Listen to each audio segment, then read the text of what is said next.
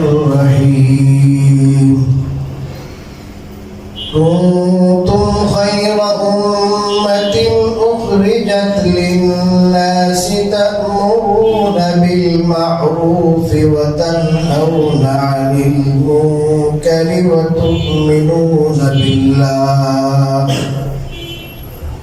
وقال النبي عليه الصلاة والسلام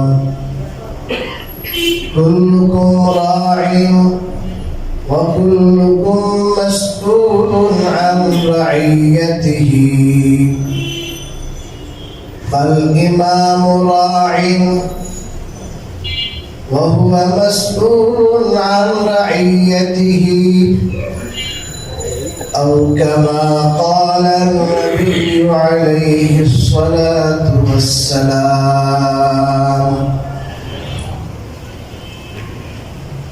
মহান আল্লাহর দরবারে লাখ কোটি শুকরিয়া যে তিনি আমাদের সবাইকে মসজিদে আসার মতো সুস্থতা দান করে আমাদেরকে আজকে পবিত্র জুমার দিনে মসজিদে আসার, কথা বলার, শোনার, বিভিন্ন আমল করার তৌফিক দান করেছেন। আলহামদুলিল্লাহ।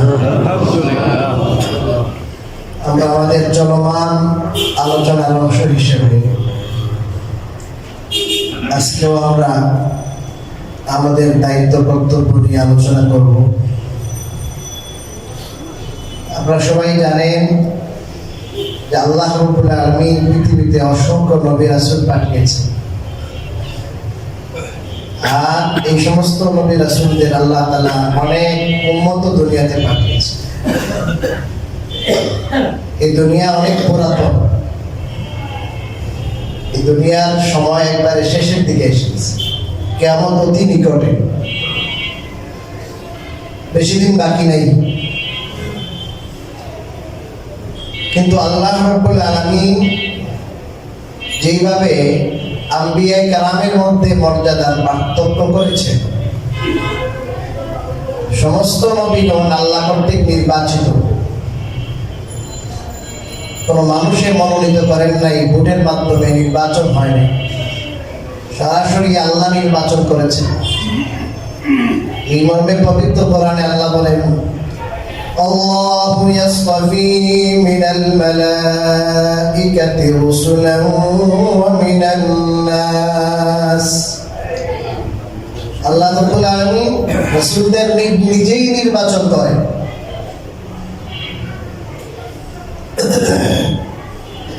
সমস্ত নবী রাসূলগণ নির্বাচিত, তারা নিষ্পাপ, উম্মতের হেদায়েতের জন্য, প্রত্যেক দেশের জন্য, গাইডলাইনের জন্য, আল্লাহর সাথে সম্পর্ক স্থাপনের জন্য,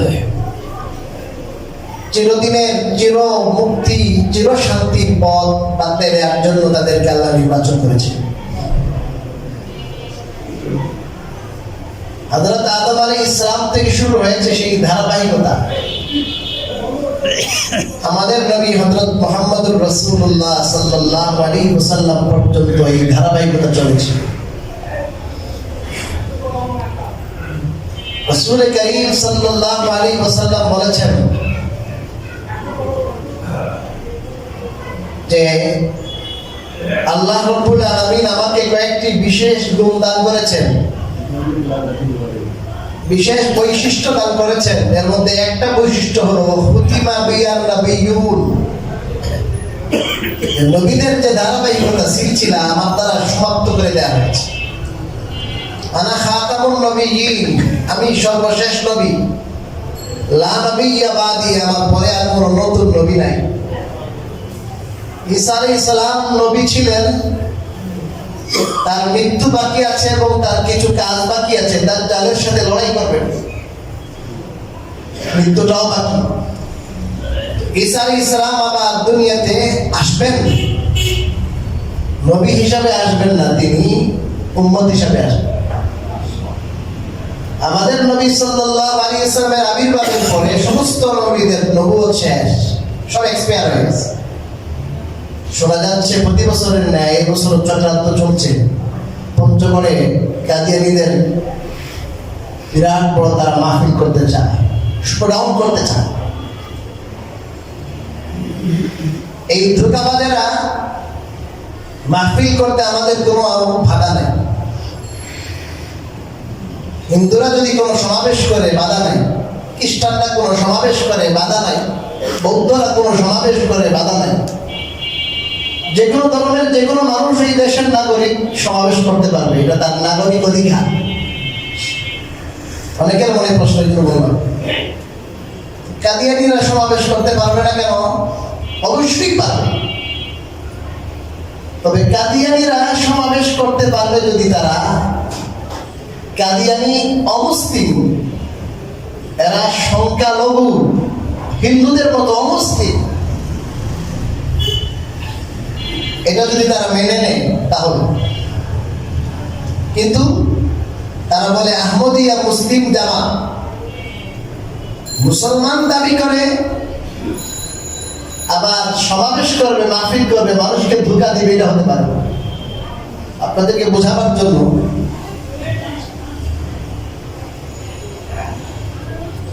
একটা ওষুধ কোম্পানির নাম আছে এসকেপ কোম্পানি, বাংলাদেশ।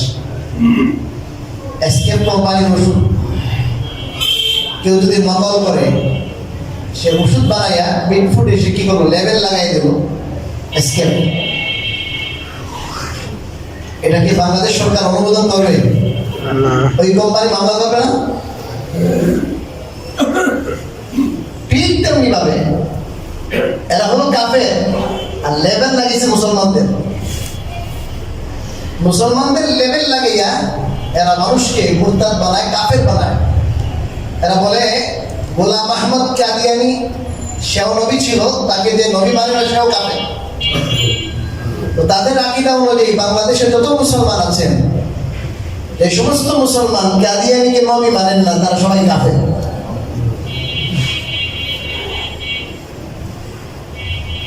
এই যারা নির্বেজাল কাফের, নির্জলা কাফের, এদের কুফরির মধ্যে কোনো সন্দেহ নাই। কোরআনে কারীমের বহু আয়াতের দ্বারা খতমের উম্মত প্রমাণিত, রাসূল কারীম সাল্লাল্লাহু আলাইহি ওয়াসাল্লামের বহু হাদিস এটার দ্বারা খতমের উম্মত প্রমাণিত। তার খতমের উম্মতের অস্বীকারী এরা আমাদের সাথে কখনো মুনাজারায় আসে না, বসে না, পালাইয়া যায়। আলেমদের সাথে, বিজ্ঞ মুহাক্কিক আলেমদের সাথে ফেস পেতে চায়, ধোঁকাবাজি ধরা পড়ে যাবে। এইগুলো রাসূল কারীম সাল্লাল্লাহু আলাইহি ওয়াসাল্লামের একটা বড় বৈশিষ্ট্য। এটা এই নবীদের ধারাবাহিকতা তার মাধ্যমে শেষ করা হয়েছে। এবং বড় বৈশিষ্ট্য, তিনি ছিলেন আলমী নবী, বিশ্ব নবী। সমস্ত নবীদেরকে আল্লাহ তাআলা কোন একটা অঞ্চলের জন্য পাঠিয়েছেন, নির্ধারিত অঞ্চলে, নির্ধারিত মেয়াদী নবী। আমাদের নবীর কোন নির্ধারিত অঞ্চল নাই, নির্ধারিত মেয়াদ নাই। একবারে দুনিয়া যতদিন, রাসূল কারীম সাল্লাল্লাহু আলাইহি ওয়াসাল্লামের নবুয়তের মেয়াদ ততটুকু। আমেরিকা বলেন, Europe, France, Germany, London, America, Italy থেকে নিয়ে একবারে ফিজি পর্যন্ত পৃথিবীতে যত দেশ আছে, পূর্ব থেকে পশ্চিম, পশ্চিম থেকে পূর্ব, উত্তর থেকে দক্ষিণ, দক্ষিণ থেকে উত্তর, সারা পৃথিবীতে যত মানুষ আছে, সমস্ত মানুষের জন্য আমাদের নবী রাসূল, আমাদের নবী আল্লাহ রাব্বুল আলামিন তাকে বিশ্ব নবী করে পাঠিয়েছেন, রাহমাতুল লিল আলামিন হিসেবে পাঠিয়েছেন। এটা তার অনেক বড় একটা গুণ, অনেক বড় বৈশিষ্ট্য। যেই বৈশিষ্ট্য আল্লাহ তাআলা ইব্রাহিম নবীকে দেন, এই বৈশিষ্ট্য একমাত্র আমাদের নবী। এখানে আঘাত করেছে এই দুষ্ট, এই অভিশপ্ত মালউন গোলাম আহমদ কাদিয়ানী। আর আমাদের এই মুসলিম সংখ্যাগরিষ্ঠ দেশে তারা এইভাবে কি করছে, তাদের এই ধর্মের দাওয়াত দিয়া, তুমি নতুন ধর্ম, নতুন মতবাদ, বড় অসুবিধা নাই, আমার অধিকার আছে, কিন্তু ধোঁকা দাও কেন? আমি মুসলমানের ধোঁকা দাও কেন? মুসলমানের আকীদা, মুসলমানের বিশ্বাস হলো মুহাম্মদুর রাসূলুল্লাহ সাল্লাল্লাহু আলাইহি ওয়াসাল্লাম সর্বশেষ নবী, লাস্ট নবী, লেটেস্ট নবী, তারপরে কোনো নবী নাই, তো ছায়া নবীও নাই, নবীর দরকার নেই। এটা ধোঁকাবাজ, ঠান্ডাবাজ। আমি আজকে এই বিষয়ে আলোচনা করবো না, সময় নাই। বাকি এরা হলো কাদের রসুল? এরা ব্রিটিশদের রসুল। ব্রিটিশরা যখন দেখলো যে আমরা এখন এমন পর্যায়ে পৌঁছে গেছি যে আমাদের এখানে ভিত মজবুত হয়ে গেছে, এখন মোটামুটি আর ভারত উপমহাদেশে থাকতে পারবো, হঠাৎ করে দেখলো আলেম ওলামা নড়ে চড়ে বসেছে। কারণ ওখানে ধর্মান্তরিত করছে তারা, ঝাঁকে ঝাঁকে মানুষকে, মুসলমানদেরকে, হিন্দুদেরকে খ্রিস্টান বানাইতেছে। আস্তে আস্তে এদের চিন্তা হলো পুরা ভারত মহাদেশকে এক চাইতে খ্রিস্ট রাজ্য বানিয়ে ফেলে। ওলামায়ে কেরাম আন্দোলন শুরু করেছেন অনেক আগের থেকে। যখন দেখলো ওলামায়ে কেরামের আন্দোলনে হাওয়া দিতেছে, থাকা সম্ভব হবে না, হিন্দুরা এক হয়ে যাচ্ছে, মুসলমান যত দল উপদল আছে সবাই এক হয়ে যাচ্ছে ব্রিটিশ বেরিয়াদের বিরুদ্ধে। এখন চিন্তা করলো এদের বিরুদ্ধে যে জিহাদের আওয়াজ উঠেছে, লড়াইয়ের আওয়াজ উঠেছে, এইটাকে বন্ধ করার জন্য এই ব্রিটিশরা একটা লোক তৈরি করলো। এই লোকের নাম হল গোলাম আহমদ। তাকে বললো তোমার যা লাগে সবই দিব, তবে তুমি কি দাবি করো? তুমি নবী হওয়ার দাবি করো। নবী হওয়ার দাবি করলে পরে যদি বলে কোরআনের জিহাদের যত আয়াত আছে সমস্ত আয়াত রহিত হয়ে গেছে, তাহলে মুসলমানরা সহজে মেনে নিবে। কারণ কোরআনের যে জিহাদের আয়াত আছে, এই জিহাদের আয়াত কোন মৌলবী যদি বলে আজকে থেকে জিহাদের আয়াত রহিত, কোন মুসলমান মানবে এটা? কিন্তু সে চিন্তা করলো, এরা তো অনেক চিন্তা, অনেক জ্ঞানী, এরা জ্ঞান রাখে, এদের ব্রেন আছে। তারা চিন্তা করলো তো নবী এর আগের নবীর কোন বিধানকে রহিত করতে হয়, এই জন্য চিন্তা করলো একজন নবী হিসাবে যদি কাউকে আমরা কি দিতে পারি, সেই দিতে পারি, নবী হিসাবে আবির্ভূত করতে পারি। এই নবী হয়ে বলবে তোমাদের কোরআনের যে বিধান ছিল জিহাদ, এই জিহাদের সমস্ত বিধান আল্লাহ বলেছেন সমস্ত বিধান আজকে থেকে রহিত করে দেওয়া হলো। বুঝতে পারছেন কেন? যাতে করে এই খ্রিস্টানরা, এই ব্রিটিশরা এই দেশে জিহাদের যে আগুন জ্বলেছে, জিহাদের যে স্পিড, সেই স্পিডকে যেন তারা নিভাইতে পারে, কন্ট্রোল করতে পারে। মুসলমানদের জিহাদের লড়াইয়ের যে আগুন জ্বলছিল সেটাকে যেন তারা নিভাইতে পারে, এই জন্য ভণ্ড একটা নবী তারা বাই করবো, এটা এদের পয়সা দিয়ে বাই করছে। এবং এইটা বাই করার পরে এরা ঠিকই বুঝছে যে ওলামায়ে কেরাম মানবে না, তবে অনেক মানুষকে বিভ্রান্ত করা যাবে। তখন এদের মধ্যেই দলাদলি, এই যারা কাদিয়ানি হবে, এই মতো অন্ধবিশ্বাসী হবে, এটাকে খণ্ডন করতে করতে এদের মধ্যেই লাগিয়ে যাবে। তখন আমাদের বিরুদ্ধে লড়াইয়ের যে আগুন, ওটা কিছু হলো স্মিথ হয়ে যাবে। কথা বুঝতে পারছেন? এটা এদের চিন্তা ছিল। যাই হোক, এরা পঞ্চগড়ে লড়াই করছে। গত বছর অনেক মানুষ মারা হয়েছে, এদের বিরুদ্ধে যে সমস্ত ওলামায়ে কেরাম আপামর জনসাধারণ অনবিবদ্ধ আন্দোলন করেছিল, ফ্যাসিস্ট সরকার এদের বিরুদ্ধে মামলা দিয়া এদেরকে জেলে বসছিল। এখন কিন্তু মামলা চলছে।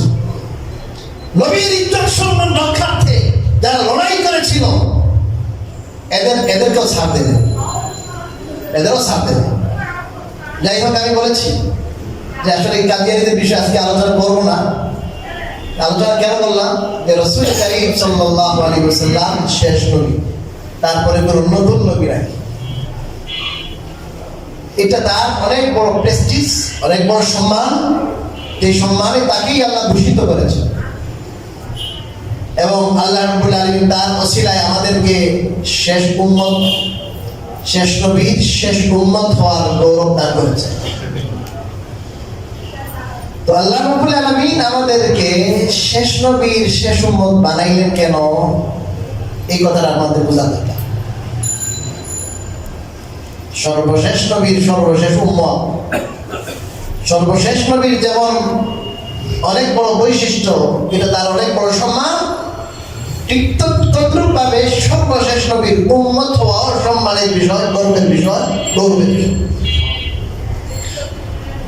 কেন?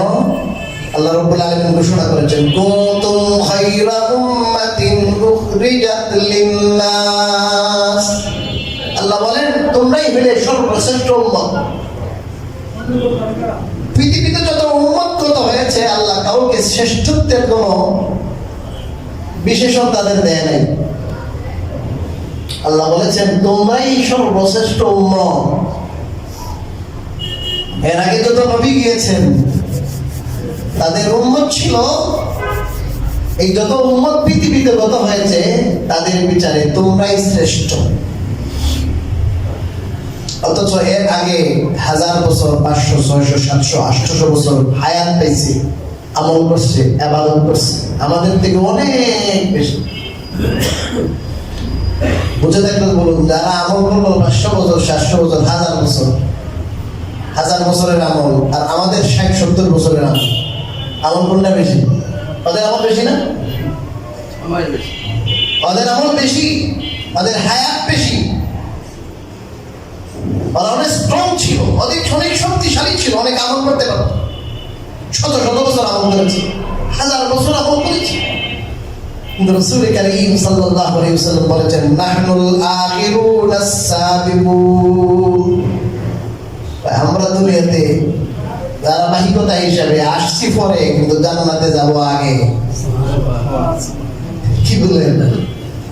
ট্রেনের টিকিটে আপনি দাঁড়াইছেন, টিকিট কাটবেন, গাড়ির টিকিট, বাসেরও টিকিট আছে, কোথাও কোথাও দাঁড়াইয়া নারায়ণগঞ্জগামী বাসের টিকিট কাটতে হবে, লাইনে দাঁড়াইছেন। এমবিসিতে মানুষের লাইনে দাঁড়ায়, তাই না?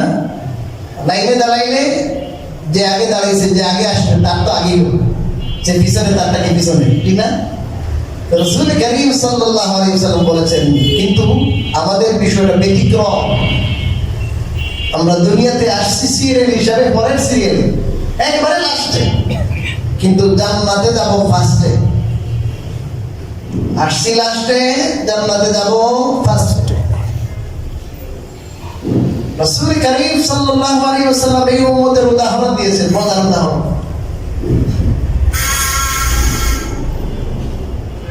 উদাহরণ দেওয়ার সময় রাসূল বলেন, কোন মানুষ দিন মজুর লাগাইছে, দিন মজুর মজদুরি করার জন্য, সকাল থেকে দুপুর পর্যন্ত কাজ করেছে। কাজ করে এরা একবারে অনেক ক্লান্ত শ্রান্ত হয়ে গেছে। যা, তোদেরকে সারাদিনের ঘুষ দিয়ে দিলাম, যা একটি রাত করে এদেরকে দিয়ে দিচ্ছে, যা তাদের পাওনা চলতে বেশি দিচ্ছে। এরপরে দুপুর থেকে নিয়ে আসর পর্যন্ত আরেক গ্রুপকে কি দিছে, কাজে আনছে খ্রিস্টানদেরকে, তোমরা কাজে লাগো। কাজ করতে করতে করতে করতে তারা ক্লান্ত হয়ে গেছে আসর পর্যন্ত। তাদেরকে এক কিরাত একটা পরিমাণ দিয়ে দিছে মালিকে, যাও তোমরা যাও, তোমরা যদি আর পারছো না যাও, তোমরা। এরপরে আমাদের পালা, এই উম্মতের কাউকে, উম্মতকে নির্বাচন করা হলো যে তোমরা কাজ করো। কাজ করতে করতে আসর থেকে নিয়ে মাগরিব পর্যন্ত কাজ করছে। তো দেখা গেল মাগরিবের সময় এদেরকে দুই কিরাত ডবল দিল। এরা আপত্তি করলো, আমরা তো কাজ করলাম আর কাজ করলাম এগোর থেকে বেশি, আমাদের দিলেন এক আর ওদের দিলেন ডবল। তো মালিককে জিজ্ঞাসা করে, পাল্টা প্রশ্ন করে, আচ্ছা তোমাদেরকে যে কি করলাম, এক কিরাত দিলাম, তোমাদের পারিশ্রমিক হিসাবে, তোমাদের পরিশ্রম হিসাবে পারিশ্রমিক কম দিলাম না বেশি? কোনো জুলুম করেছি? না না, আপনি পারিশ্রমিক ঠিকই দিয়েছেন, আপনি পারিশ্রমিক যা দিয়েছেন কি দিয়েছেন বলেন, ঠিক দিয়েছেন। মনে করেন 50 টাকার ভাড়া দিকে 70 টাকা 80 টাকাতে, এটা বেশি তো হয়েছে। না না না, আপনার পারিশ্রমিক পাইয়ে আমরা বেশি। সমস্যা কোথায়? সমস্যা কিছু না, এরা হলো আমল পরিশ্রম করছে কম, আমাদের ফরিদার আইছে, কিন্তু এদেরকে যে ডবল দিলেন এটা আমাদের আপত্তি, আর কিছু না। এটা তো আমার ব্যক্তিগত বিষয়, আমি যদি সবাই দিয়ে দিই তোমাদের কিছু ভাড়া আছে, কথা বোঝেন নেই। এখান থেকে আপনি কচুকেলের ভাড়া 20 টাকা, কাউকে যদি 2000 টাকা দিয়ে দেয়, আপনি যদি দেন, আপনি দিতে পারেন, আরেকজনের একটু প্রশ্ন করার অধিকার আছে। আরেক ড্রাইভারে আপনি দিচ্ছেন 30 টাকা দুইজন নেই, আর একজনে দিচ্ছেন আপনার 2000 টাকা। এরপর ভাই তোমার পরিশ্রম যা হয়েছে কত টাকা? 20 টাকা। 20 টাকার জায়গায় 30 টাকা দিচ্ছি, কথা বলো কেন? আপনার তো বেশি দিচ্ছি। সমস্যা নেই, পারিশ্রমিক ঠিক হয়ে দিচ্ছেন, এরা দিলেন কেন বেশি? হেরে যদি আরো বেশি দেয়, তোমার সমস্যা কোথায়? এই তদ্রূপভাবে রাসূল কারীম সাল্লাল্লাহু আলাইহি ওয়াসাল্লাম বলেন, যারা তাওরাত পাইছে, ইনজিল পাইছে, তারা লম্বা সময় কাজ করেছে, কিন্তু তাদের পরিশ্রম যতটুকু ছিল আল্লাহ তাআলা সেই অনুপাতে তাদেরকে কি দিয়েছেন? যাজা দিয়েছেন, বদলা দিয়েছেন। আমাদের এই উম্মতের পরিশ্রম কম, আমলের পেট কম, সময় কম, বদলা বেশি, বেনিফিট বেশি, বিনিময় বেশি, সব বেশি। কথা বুঝতে পারলাম? মানে আল্লাহ তাআলা এটা বোনাস হিসাবে মেহেরবানি কইরা, ইহসান কইরা, মায়া কইরা আল্লাহ তাআলা কি করে দিয়েছেন? আমাদেরকে আমলের বদলা সওয়াব বেশি দিয়েছেন। মান জাআ বিল হাসানাতি ফালাহু আশরু আমসালিহা। আল্লাহ বলেন এই উম্মতের কেউ যদি একটি নেকি করে, একটির বদলা আমি একটি বেনিফিট, একটি সওয়াব দিব না, 10টা দিব। একটির বদলা কয়টা? কথা বলেন না। আর দানের বিষয় একটু ভিন্ন। দানের বিষয় একটু কি? مثل الذين ينفقون في سبيل الله كمثل حبة أنبتت 7 سنابل في كل سنبلة 100 حبة والله يضاعف لمن يشاء। দানের বিষয় একটু ভিন্ন। আয়াত লম্বা, ব্যাখ্যাও লম্বা, ওদিকে যাচ্ছে না। মানে 1-এর 700, একটা দানায় একটা চারা হয়েছে, ওখানে 7টা ছড়া, 7টা শীষ, প্রত্যেকটা শীষে 100 করে, তাহলে কত হলো? 700। একটা দানা থেকে 700 হয়েছে। ঠিক তদ্রূপভাবে আপনার একটা আমল, এই আমল থেকে কি আল্লাহ দিবেন কত? 700। একটা দান, 1 টাকা আপনি দান করলেন, 700 টাকা হয়ে যাবে অটোমেটিক। বরং আল্লাহু ইউযাইফু লিমান ইয়াশা, আল্লাহ যাকে চান আরো তাকে বহুগুণে কি করে দিবেন? বৃদ্ধি করে দিবেন। তো এই উম্মতের সময় কম, কিন্তু আল্লাহ রাব্বুল আলামিন আমলের যে কোয়ালিটি, যেটা এই আমলের কোয়ালিটিকে আল্লাহ রাব্বুল আলামিন দেখবেন। যদি কোয়ালিটি ঠিক থাকে, ইখলাস ঠিক থাকে, এদের বহুত সওয়াব আল্লাহ বেশি দিবেন। এই উম্মতের শ্রেষ্ঠত্বের কারণটা কি? এই উম্মতের এই বিশেষত্ব, এই শ্রেষ্ঠত্ব, এক করলে 10 দেয়, 700 দেয়, আরো বেশি দেয়। কেন? হাদিস শরীফে রাসূল কারীম সাল্লাল্লাহু আলাইহি ওয়াসাল্লাম বলেন, তোমাদের কেউ যখন দান করে, তখন এই দানটা আমি আমার ডান হাতে লালন পালন করি। আল্লাহর ডান হাত আমাদের মতো না, কিন্তু আল্লাহর ডান হাত আল্লাহর মতো, আমাদের জানার কোনো উপায় নেই। বলেন আল্লাহর ডান হাত যার মতো, আল্লাহর মতো। আমরা বুঝবো না, জানবো না, শুধু কোরআন হাদিসে আছে হাত বস্তুটুকু, আল্লাহর কুদরতি হাত। সেই হাতে আল্লাহ কেমনে পালেন? আল্লাহ বলেন কামা ইউরাব্বি আহাদুকুম ফুরুবাহু কালা আও ফাসিলা। আরবে ঘোড়া পালতো, উট পালতো। উটের বাচ্চা ঘোড়ার বাচ্চাকে যেমন আদরে যত্নে পালে, এগুলাকে ঘাস খাওয়ায়, ভুসি খাওয়ায়, তেল লাগায়, এটাকে বড় করে, রূপ লাগায়, তেল লাগায়, এত আদর যত্নে সোহাগে খাওয়াইয়া দাওয়াইয়া লালন পালন করে। আল্লাহ বলেন তোমরা যখন দান সৎকার করো, আমি আমার কুদরতি হাতে ওই ঘোড়ার বাচ্চার মতো, ওই আপনার উটের বাচ্চার মতো, আমাদের দেশের গরুর বাচ্চার মতো এটাকে আমি লালন পালন করতে করতে করতে করতে একসময় সেটা উহুদ পাহাড়ের মতো বড় হয়ে যায়। এই খেজুরের বিচি, একটা খেজুর, এটা উহুদ পাহাড়ের মতো এত বড় হয়ে যায়। আল্লাহ রাব্বুল আলামিনের কাছে এই উম্মতের আমলের এত দাম কেমন? আল্লাহ বলেন কুনতুম খায়রা উম্মাতিন উখরিজাত লিন-নাস, তোমরাই শ্রেষ্ঠ উম্মত। কারণ হলো তোমাদেরকে বের করা হয়েছে, সৃষ্টি করা হয়েছে উম্মতের কল্যাণের জন্য। এই জন্য বলেন উম্মতের কল্যাণের জন্য। এবার উম্মতের কল্যাণ কথাটা অস্পষ্ট, আল্লাহ ক্লিয়ার করে দেন। তা'মুরুনা বিল মা'রুফি ওয়া তানহাউনা 'আনিল মুনকার। আল্লাহ বলেন উম্মতের কল্যাণের অর্থ কি? যে তোমরা মানুষকে সৎ কাজের আদেশ দিবে। কি কাজে? সৎ কাজের আদেশ, আর অসৎ কাজ থেকে নিষেধ করবে। সৎ কাজের আদেশ করবে, অসৎ কাজ থেকে নিষেধ করবে। এটার নামই দাওয়াত। দাওয়াত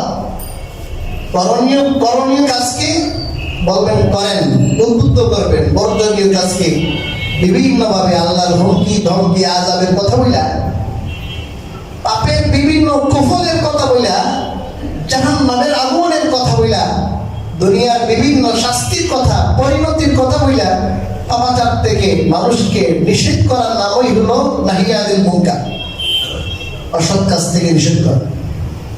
সৎ কাজ থেকে, সৎ কাজের হুকুম, সৎ কাজের আদেশ, অসৎ কাজের নিষেধ। এই কারণেই আল্লাহ তাআলা শ্রেষ্ঠ উম্মত বানিয়েছেন। তাহলে আমি যদি সারাদিন মসজিদে বসে এতেকাফরত অবস্থায় নামাজ দোয়া কান্নাকাটি করি তেলাওয়াত করি সদকাও করি সবকিছু করি কিন্তু এই কাজটা করলাম না তাহলে আমি শ্রেষ্ঠ উম্মত হতে পারবো।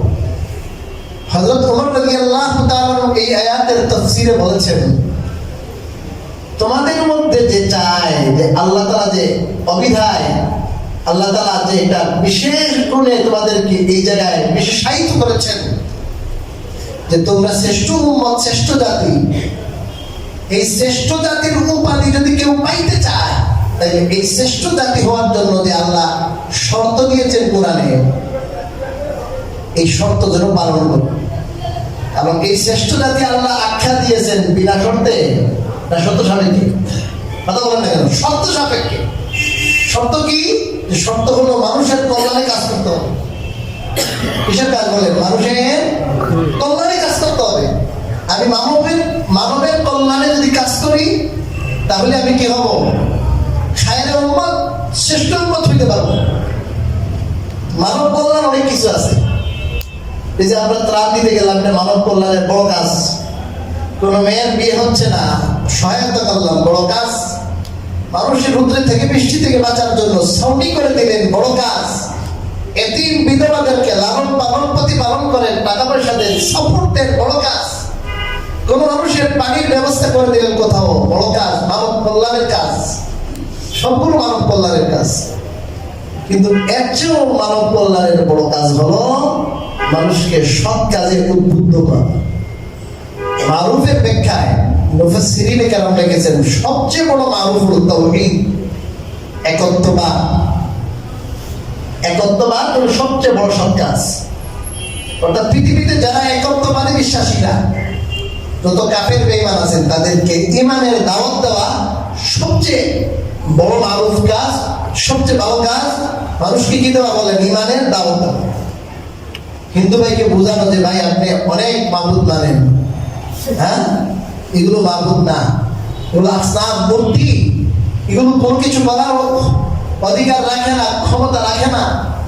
মাসি যদি বসে মাসি দাঁড়াইতেও পারে না, এরা এত দুর্বল। আপনি এদের ইবাদত কেন করছেন? আপনার আমার আসমান জমিন যিনি সৃষ্টি করেছেন তার ইবাদত করেন, তাকে বোঝান। খ্রিস্টানদেরকে বোঝান, তাদের ধর্ম বুঝেন, স্টাডি করেন। ওলামায়ে কেরাম আলহামদুলিল্লাহ কাজ করছে।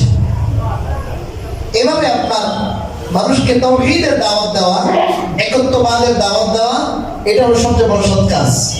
এরপরে ধারাবাহিকভাবে নামাজ, রোজা, হজ, যাকাত, ইসলামের যতগুলো ভালো কাজ আছে সমস্ত স্তর বাই স্তর সবগুলো হলো ভালো কাজ। সমস্ত ভালো কাজের দাওয়াত দেওয়া, উদ্বুদ্ধ করা, এটা হলো তা'মুরুনা বিল মা'রুফ। আর নাহি আনিল মুনকার কি?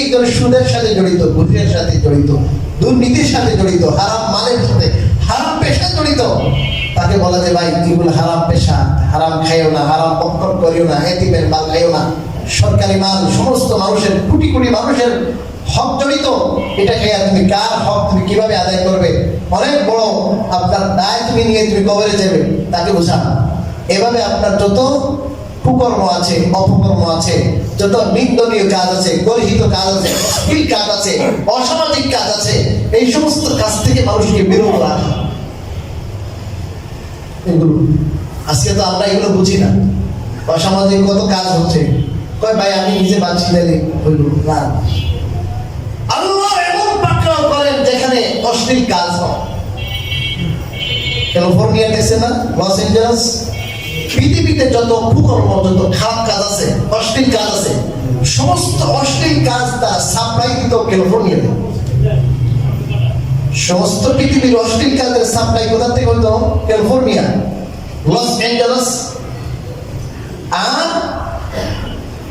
এই অভিনেতা অভিনেত্রীদের জায়গা হলো ওখানে। যত অশ্লীলতা, অশ্লীলতার কেন্দ্র, সেন্টার, এই অশ্লীলতার সেন্টার, অশ্লীল নরনারীদের বাসা বাড়ি ওখানে। ওখান থেকে গাজার বিরুদ্ধে কথা বলা হয়েছে। গাজার আগুন এদেরকে কম্পিত করে নাই, ওদের মন গলায় নাই, বরঞ্চ উল্টা তারা বিবৃতি দিয়েছে। আল্লাহ রাব্বুল আলামিন আমাদেরকেও সেখানে আগুন দেখাইছে। হাদিসে ভবিষ্যৎবাণী আছে রাসূল কারীম সাল্লাল্লাহু আলাইহি ওয়াসাল্লাম বলেছেন, লাম তাযহারিল ফাহিশাতু ফি কওমিন কাত্তু হাত্তা ইউলিনু বিহা ইল্লা ফাশা ফীহিমুত তাউন ওয়াল গাওজা ইলা আখিরিল হাদিস। কোন কওমের কোন জাতির মধ্যে যদি অশ্লীলতা এমন চর্চা হয়, এমন বহিঃপ্রকাশ হয় যে একবারে অফেক মানুষ অশ্লীল কাজ করে, কেউ কিছু বলে না, এলান করে একবারে অশ্লীল কাজ ওপেন হচ্ছে, কোনো বাধা দেওয়ার কোনো লোক নাই, তাহলে হাদিসে আছে রাসূল কারীম সাল্লাল্লাহু আলাইহি ওয়াসাল্লাম বলেন, ওই এলাকায় মহামারীর আকারে আযাব আসে। এমন আযাব আসে সবাইকে একসাথে খতম করে দেয়। এমন এমন রোগ আসে যে রোগের নামও তাদের পিতৃপুরুষ বলে নাই। অশ্লীল কাজ যারা করে, বিগত কিছুদিন আগে একটা রিপোর্ট দেখলাম, সেখানে এইডস রোগী যারা, এদেরকে পরীক্ষা করা হয়েছে। এই এইডস রোগী যারা, এর মধ্যে 80% এর বেশি, প্রায় 90% রোগী হলো যারা অশ্লীল কাজে জড়িত। অশ্লীল কাজে যারা জড়িত, এই অশ্লীলতার বিনিময়ে, অশ্লীলতার ফল হিসাবে আল্লাহ এইডস নামক মহামারী দিয়েছে। এইডস এমন এমন রোগ, যে রোগের নামও মানুষ শোনে না। এত বড় আযাব থেকে এই উম্মাহ, এই জাতি শিক্ষা দিতে হবে। এই ঢাকা শহরে অশ্লীল শহরে পরিণত হয়ে গেছে, অশ্লীলতার শেষ নাই। এই ঢাকা শহরের ছেলে মেয়ে, যুবক যুবতী, স্কুল কলেজের ছেলে মেয়ে, এদের অবস্থা কি? ওই পরিবেশগুলো দ্বীনি পরিবেশ করতে হবে। বুরকার নাম শুনলে, হিজাবের নাম শুনলে এদের মাথা খারাপ হয়ে যায়। হিজাবের নাম শুনলে, বুরকার নাম শুনলে মাথা খারাপ হয়ে যায়। এই বাংলাদেশ হয়েছে কেন? বাংলাদেশ ভারত থেকে, বাংলাদেশ এবং পাকিস্তান ভারত থেকে বিচ্ছিন্ন হয়েছিল, আলাদা রাষ্ট্র হয়েছিল কেন? একমাত্র ইসলামের নামে।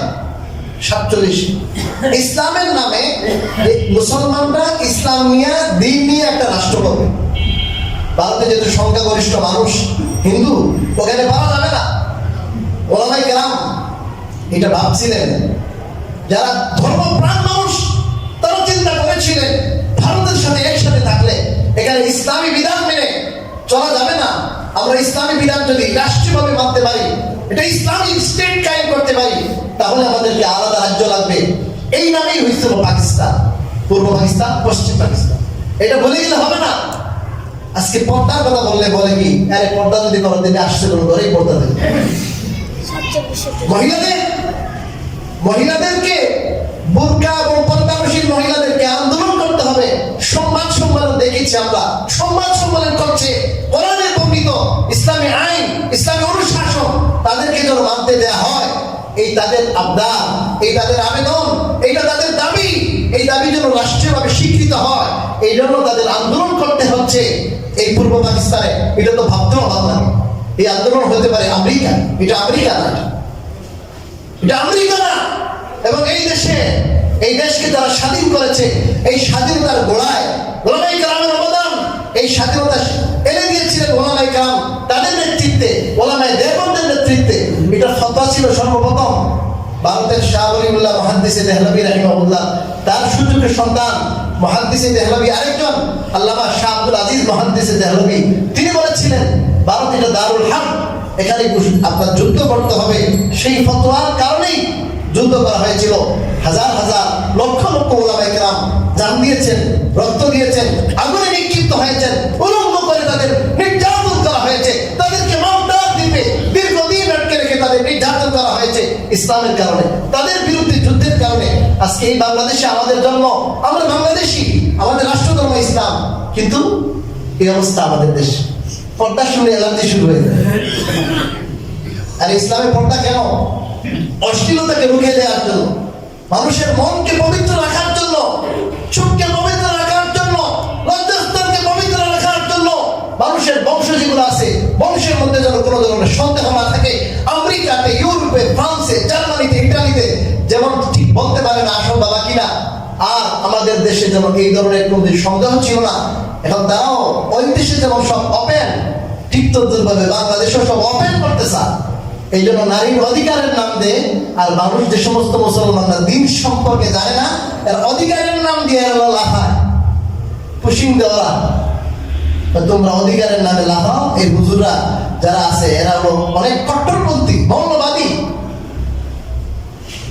ইসলামী রাষ্ট্র যদি হয়, এটা তালিবানি রাষ্ট্র হয়ে যাবে। আমাদের দেশের ধর্মপ্রাণ মানুষকে এটা বলে বুঝতে তালিবানি রাষ্ট্র। তালিবান তো অনেক ভালোই আছে, তো খারাপ কি তালিবানি? দেখেন অনেক ভালোই আছে তো। এরা যা যা আবিষ্কার করছে, এরা মাছ আবিষ্কার করতেছে, কত কিছু আবিষ্কার করতেছে, এরা দেখেন অনেক কিছু পারে। এরা চীনের দল কাশাকাশ করছে ওখান থেকে স্বর্ণ উঠানোর জন্য। একবারে দিয়ে দেবো না, একবারে দিব না, আমরা স্টাডি করছে। এরা বিজ্ঞানী তৈরি করছে, অথচ খবরই নাই। 20 বছর পর্যন্ত ওদের সাথে যুদ্ধে পরাজিত হইয়া এলাকায় চুমারি দিয়া পালাই গেছে। এমনি কি মানুষের আপনারা? এটা তো আমাদের সৃষ্টি হয়েছে উপরিজাতির নাচ, মানুষের কল্যাণ। মানুষের বড় কল্যাণ কি? মানুষের বড় কল্যাণ হলো মানুষকে ইমানের দাওয়াত দেওয়া, আর এর পরবর্তীতে ধাপে ধাপে যত ইসলামের বিধান আছে এগুলো, আর যেগুলো অকল্যাণ আছে, খারাপ কাজ আছে, এগুলো থেকে মানুষকে বারণ করা। এটা হলো শর্ত। এই শর্ত যদি পালন করি আমরা খায়ের উম্মত হতে পারবো। আল্লাহ রাব্বুল আলামিন আমাদেরকে দাওয়াত দেওয়া, সৎ কাজের আদেশ দেওয়া, অসৎ কাজ থেকে নিষেধ করার তৌফিক দান করুন। আমিন। ওয়া আখিরু